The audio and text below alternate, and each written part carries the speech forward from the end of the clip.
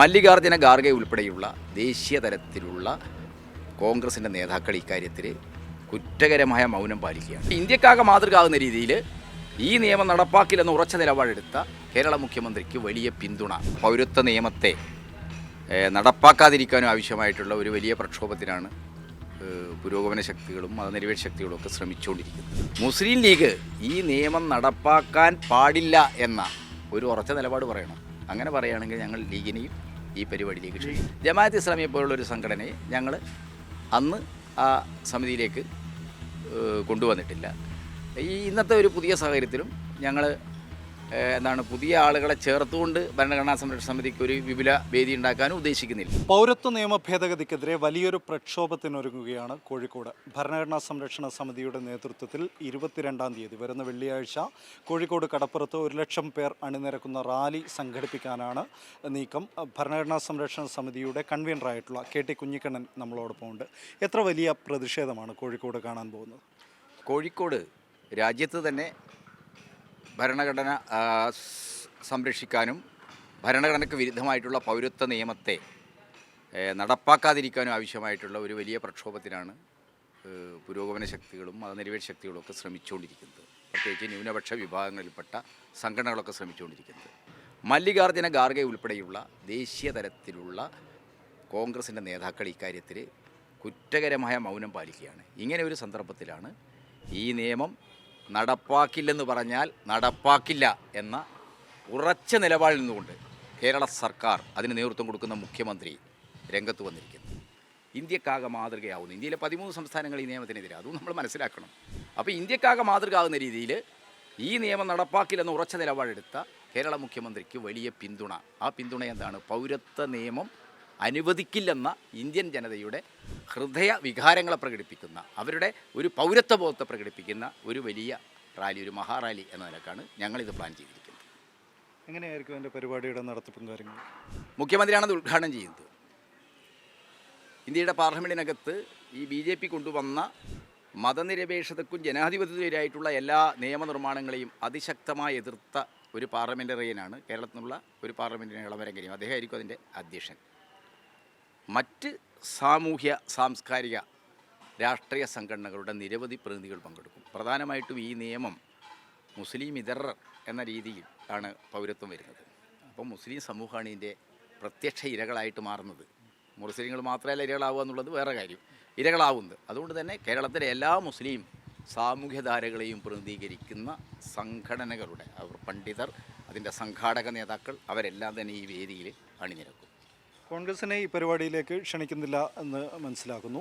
പക്ഷേ ഈ വിഷയത്തിൽ, ഈ CAA വിഷയത്തിൽ കേസുമായിട്ട് മുന്നോട്ടേക്ക് പോകുന്നത്, സുപ്രീം കോടതിയിലടക്കം കേസ് നടത്തുന്നത്, മാത്രമല്ല ഇതിൻ്റെ ഇരകളാവാൻ പോകുന്ന മുസ്ലിം സമുദായത്തെ ഏറ്റവും അധികം ഉൾക്കൊള്ളുന്ന ഒരു രാഷ്ട്രീയ പാർട്ടിയുണ്ട് മുസ്ലിം ലീഗ്. അവരെ ഈ പരിപാടിയിലേക്ക് ക്ഷണിക്കുന്നുണ്ടോ?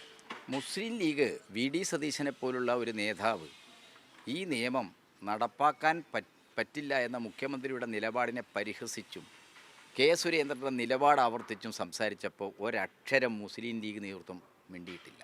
ഒരു തിരഞ്ഞെടുപ്പ് ഘട്ടമായതുകൊണ്ടായിരിക്കും.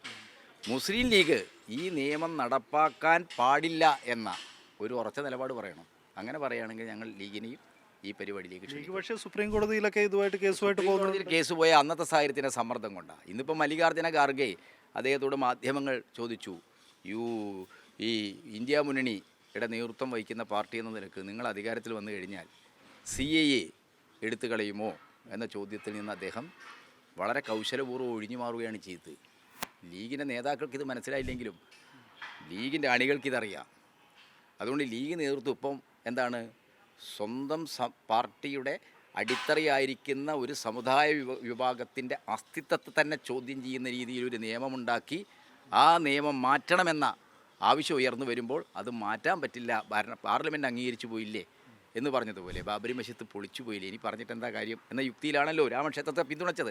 അതിന് സമാനമായ നിലപാടാണ് കോൺഗ്രസ് എടുക്കുന്നത്. ആ കോൺഗ്രസ് നിലപാടിനെ തള്ളിപ്പറയാത്ത കാലത്തോളം ലീഗിൻ്റെ കാര്യം നമ്മളിപ്പോൾ ആലോചിക്കേണ്ട ആവശ്യമില്ല. പക്ഷേ ഞങ്ങൾക്ക് ലീഗിൻ്റെ നേതാക്കന്മാർ വന്നിട്ടില്ലെങ്കിലും ലീഗിൻ്റെ അണികൾ ഇതിനോടൊപ്പം ഉണ്ട് എന്ന് ഞങ്ങൾക്കറിയാം. അണികൾ സഹകരിക്കുമെന്ന് പ്രതീക്ഷ തീർച്ചയായിട്ടും. നേരത്തെ പക്ഷേ മറ്റ് വിഷയങ്ങളിൽ ഈ പറയുന്ന മറ്റ് സംഗതികളൊക്കെ വന്ന സമയത്ത് ലീഗിനെ ക്ഷണിച്ച ഒരു സാഹചര്യം ഉണ്ടായിരുന്നല്ലോ.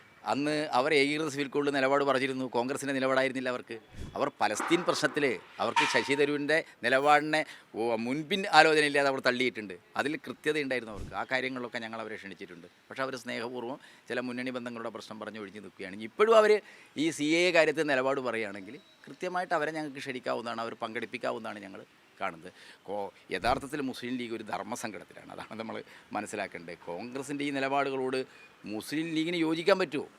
ആ ലീഗ് പ്രതിദാനം ചെയ്യുന്ന സാമൂഹിക വിഭാഗങ്ങളെന്ന് പറയുന്നത് പ്രധാനമായിട്ടും എന്താണ്? ഇവിടുത്തെ പാവപ്പെട്ട മുസ്ലിങ്ങളാണ്. ആ പാവപ്പെട്ട മുസ്ലിം സമൂഹം ഇന്ത്യയിൽ എന്താണ് അരക്ഷിതരും അന്യരുമായി തീരാൻ പോവുകയാണ് വരുന്ന ദിവസങ്ങളിൽ. അതാണ് സംഭവിക്കാൻ പോകുന്നത്. അപ്പോൾ മുസ്ലിം ലീഗ് പോലുള്ള ഒരു രാഷ്ട്രീയ പാർട്ടിക്ക് കോൺഗ്രസിൻ്റെ ഈ നിലപാടോട് യോജിച്ച് നിൽക്കാൻ പറ്റുമോ? മറ്റേതൊക്കെ സമുദായ സംഘടനകളാണ് ഇതിൻ്റെ അകത്ത് പ്രതിനിധികളായിട്ടുണ്ടാവുക? അല്ല, ഇതിൽ പ്രധാനമായിട്ടും മുസ്ലിം സമൂഹത്തെ പ്രതിനിധീകരിക്കുന്ന വിവിധ എല്ലാ ധാരകളും ഉണ്ടാവും. EK സുന്നി, AP മുജാഹിദിലെ എല്ലാ വിഭാഗങ്ങളും ഇതിൽ പങ്കെടുക്കും. അതോടൊപ്പം തന്നെ എന്താണ് വിവിധ വിഭാഗങ്ങളെ പ്രതിനിധീകരിക്കുന്ന പ്രമുഖരായ ദളിത് ഓർഗനൈസേഷൻസ് ഉണ്ട്. അതേപോലെ തന്നെ ക്രൈസ്തവ ദളിത് വിഭാഗങ്ങളെ പ്രതിനിധീകരിക്കുന്ന സംഘടന, അതിൻ്റെയൊക്കെ തന്നെ പ്രതിനിധികൾ ഇതിൽ പങ്കെടുക്കും. CAA-ക്കെതിരെ തുടക്കം മുതൽ തന്നെ ശബ്ദമുയർത്തിക്കൊണ്ടിരിക്കുന്ന ഒരു സംഘടനയാണ് ജമാഅത്ത് ഇസ്ലാമി. അവരുടെ പ്രതിനിധികളെ ക്ഷണിക്കൂ. ഞങ്ങളിപ്പോൾ അവരുമായിട്ട് ഈ കാര്യം സംസാരിച്ചിട്ടില്ല. ഞങ്ങൾ ഈ ഭരണഘടനാ സംരക്ഷണ സമിതി എന്ന് പറഞ്ഞാൽ ഇപ്പോൾ ഉണ്ടായ ഒരു സാധനമല്ല, 2019 ഉണ്ടായതാണ്. അതിൽ ഇതേ വിഷയത്തിൽ തന്നെ വിഷയത്തിലുണ്ടായതാണ്. ഇപ്പോൾ അതിലുള്ള സംഘടനകൾ ആലോചിച്ചിട്ടാണ് ഈ കാര്യങ്ങൾ തീരുമാനിച്ചത്. ജമാഅത്ത് ഇസ്ലാമിയെ പോലുള്ളൊരു സംഘടനയെ ഞങ്ങൾ അന്ന് ആ സമിതിയിലേക്ക് കൊണ്ടുവന്നിട്ടില്ല. ഇന്നത്തെ ഒരു പുതിയ സാഹചര്യത്തിലും ഞങ്ങൾ പുതിയ ആളുകളെ ചേർത്തുകൊണ്ട് ഭരണഘടനാ സംരക്ഷണ സമിതിക്ക് ഒരു വിപുല വേദി ഉണ്ടാക്കാനും ഉദ്ദേശിക്കുന്നില്ല. അതൊക്കെ പിന്നീട് ആലോചിച്ചിട്ട് ചെയ്യേണ്ട കാര്യങ്ങളാണ്. അപ്പോൾ ജമാഅത്ത് ഇസ്ലാമി, SDPI ഒഴികെയുള്ള മറ്റ് സംഘടനകളെല്ലാം ഉണ്ടാകും. എത്രത്തോളം പ്രാതിനിധ്യം പ്രതീക്ഷിക്കുന്നുണ്ട് ഈ റാലിയിൽ? ഈ റാലി 1,00,000 ആളുകളാണ് ഞങ്ങൾ പ്ലാൻ ചെയ്തിരിക്കുന്ന. 1,00,000 ആളുകളെ പങ്കെടുപ്പിക്കാനാണ്. 1,00,000 ആളുകൾ പങ്കെടുക്കുന്ന ഒരു ബൃഹത് റാലി തന്നെയായിരിക്കും. അത് രാജ്യം കാണുന്ന ഏറ്റവും വലിയ പ്രതിഷേധമായിരിക്കും തീർച്ചയായിട്ടും. ആ പ്രതിഷേധം ഇവിടെ നിൽക്കില്ല. ഇത് കഴിഞ്ഞാൽ 24-ാം തീയതി കണ്ണൂരാണ്. അപ്പോൾ കേരളം ഒട്ടാകെ എന്താണ് ഇളകി നിൽക്കും പൗരത്വ നിയമ ഭേദഗതിക്കെതിരായിട്ട്. അതാണ് രാജ്യം തന്നെ ഉറ്റുനോക്കുന്ന ഏറ്റവും വലിയൊരു പ്രക്ഷോഭത്തിലേക്ക് നീങ്ങുകയാണ് ഈ CAA വിഷയത്തിൽ. കോഴിക്കോട് നിന്ന് ആ പ്രക്ഷോഭങ്ങൾക്ക് തുടക്കം കുറിക്കുകയാണ്. അത് ഭരണഘടനാ സംരക്ഷണ സമിതിയുടെ ബാനറിലാണ് ആ പ്രക്ഷോഭം തുടങ്ങുന്നത്. ക്യാമറ പേഴ്സൺ സുൽത്താൻ റിഫയ്ക്കൊപ്പം അശ്വിൻ വല്ലത്ത്, ദ ഫോർത്ത്.